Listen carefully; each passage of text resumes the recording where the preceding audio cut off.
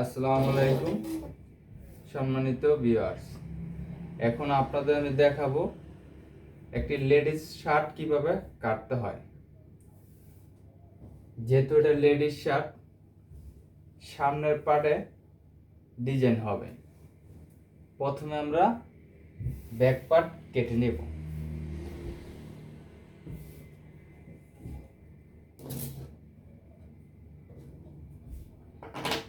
কাপড়টা যাতে এদিক সেদিক না হয় সেজন্য দুইটি পিন ব্যবহার করব। এই শার্টটার লম্বা হচ্ছে 30 ইঞ্চি।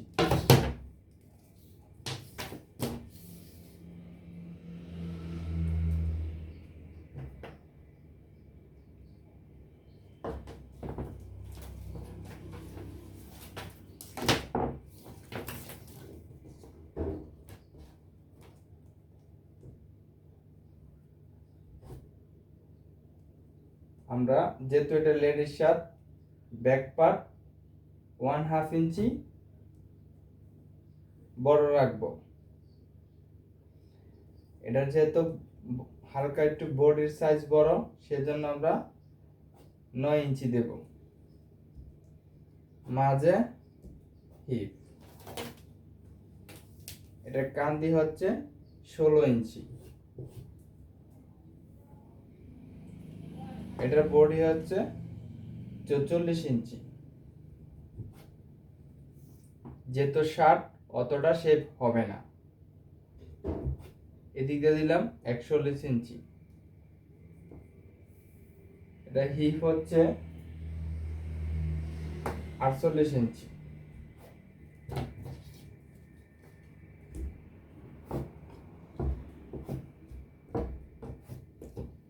এখন আমরা যেহেতু এটা মহিলাদের শার্ট কিছুটা শেপ হবে, সেজন্য আমরা হালকা করে শেপ দিলাম।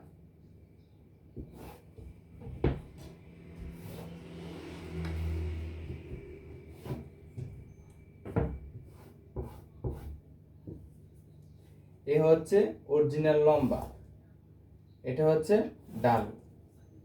এই ঢালুটা একটা লেডিস শার্টের জন্য যথেষ্ট, তবে ঢালুটা হতে পারে বডির সাইজ বুঝা, ছোট বড় হতে পারে, তাই ওদিকে খেয়াল রাখবেন। প্রথমে আমরা জানতে হবে একটা শার্টের মেইন যে সূত্রগুলা, ওগুলা জানলেই চলবে।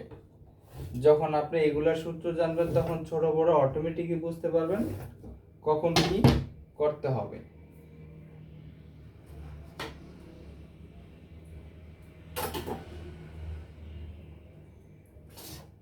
আমরা এখন এটা হচ্ছে মেইন সেলাই, প্রত্যেকটা পিছনে 1 ইঞ্চি করে দূরে কাটবো। যারা নতুন কাটবেন তাদের জন্য এই দাগটা ব্যবহার করলে ভালো হবে। এটা হচ্ছে আমাদের কাটার দাগ। আমি আবারও জিনিসটা বলছি, আপনারা মন দিয়ে শুনবেন। এ হচ্ছে মেইন লম্বা, ব্যাক পার্টের জন্য এটা রাখা হয়েছে। এটা আপনার মোড়ার দাগ, এটা হচ্ছে মাজার দাগ, এটা হচ্ছে হিপের দাগ। মূল বডি থেকে কাপড় রেখে এক্সট্রা 1 ইঞ্চি সাইজের রাখবেন।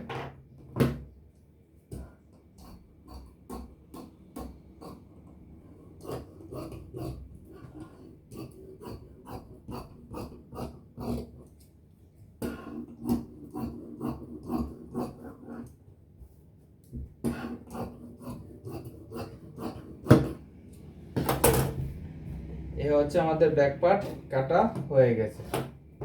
তবে নিচের যে শেপটা এটা পছন্দ মতো দিতে পারেন, বেশি কম বা সমানও কোনো ক্ষেত্রে হয়ে থাকে। এই আমাদের ব্যাক পার্ট কাটা হয়ে গেছে। এখন আমরা সামনের পার্ট কাটবো।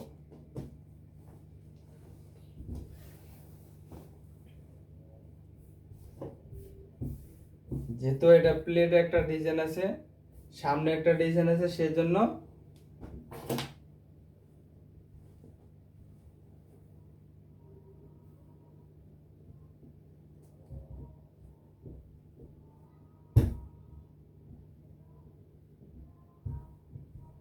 এ হচ্ছে আমাদের যে ডিজাইনটা হবে সেই কাপড়টা এক্সট্রা। ডিজাইনটা কি ধরনের হবে দেখাই দেব। প্রথম অবস্থায় 3 ইঞ্চি নিচে একটি কাটিং আছে।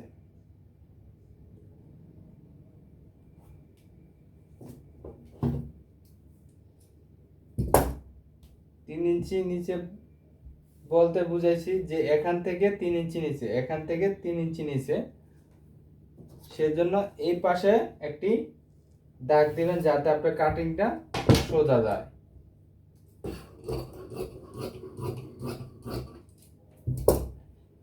এই ডিজাইনটার সামনে হালকা করে কুচি হবে, তাই এটা হচ্ছে মেন।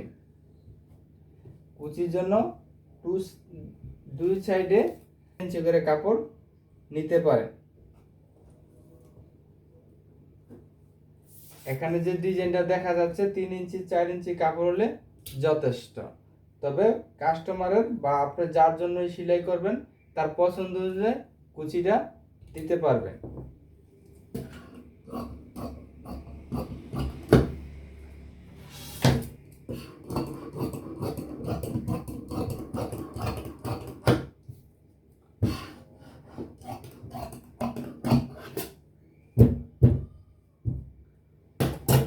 এখন আমরা এই জায়গায় যে কাপড়টা কেটেছিলাম সেই কাপড়টা একই মাপে রাখতে হবে।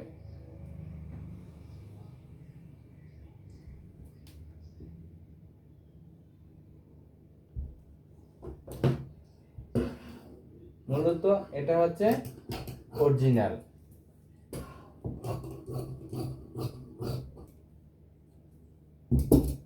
আপনার খেয়াল রাখতে হবে এখানে কিন্তু ব্যাক পার্টটা সামনের দিকে যাবে। তাহলে কি করতে হবে, এটারে নিচে নামাতে হবে ওই সাইজের।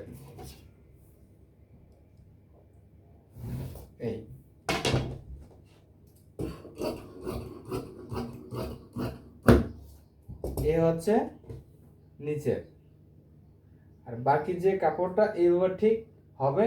এটা যখন সেলাই কমপ্লিট হবে তখন আপনাদের দেখাই দিব মূলত এটা কি ধরনের সিস্টেম।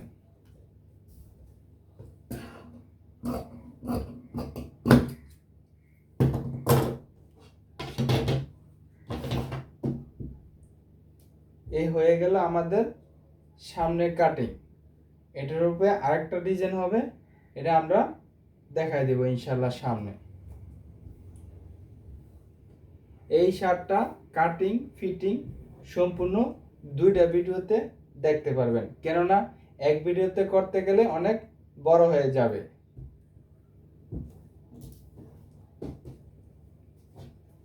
এখন আমরা কাটবো হাত। এটার সামনে একটা ডিজাইন হবে, তাই ডিজাইনের জন্য এক্সট্রা কাপড়টা আগেই রেখে দিতে হবে। ওই শার্টের লম্বায় সমান সমান আসে।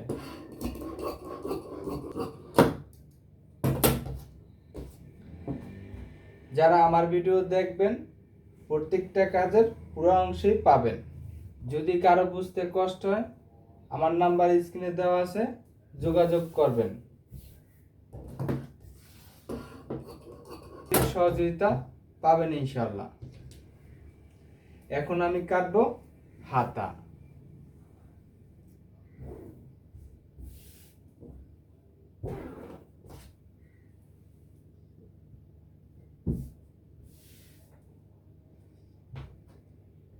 এই হাতার জন্য আপনি 3.5 ইঞ্চি মোড়ার দাগ নিতে পারেন।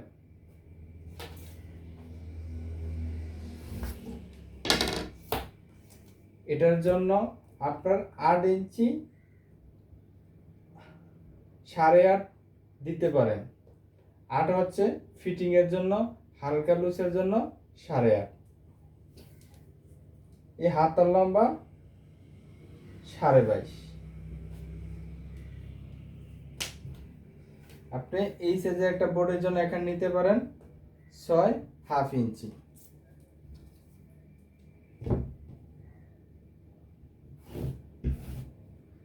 আপনি কাটিংটা কাটবেন এখান থেকে 1 ইঞ্চি দূরে।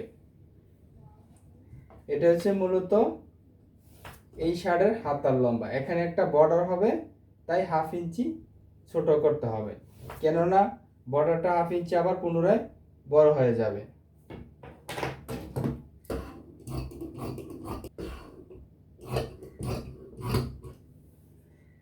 এই হাতাতে কুচি হবে, তাই এই পরিমাণ দিলে হবে। যদি অতিরিক্ত কাপড় দেয় জিনিসটা বেলুনের মতো হবে না, ওই শার্টের জন্য এতটুকু পারফেক্ট হবে।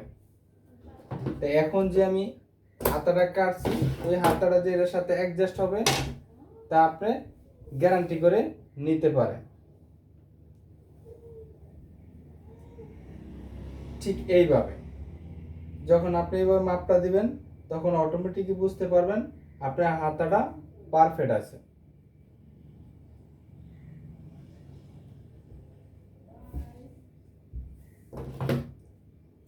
এ হচ্ছে হাতার তালপাট। এখানে একটা চাগান দিবেন, তাহলে বোঝা যাবে এটা সামনের সাইড।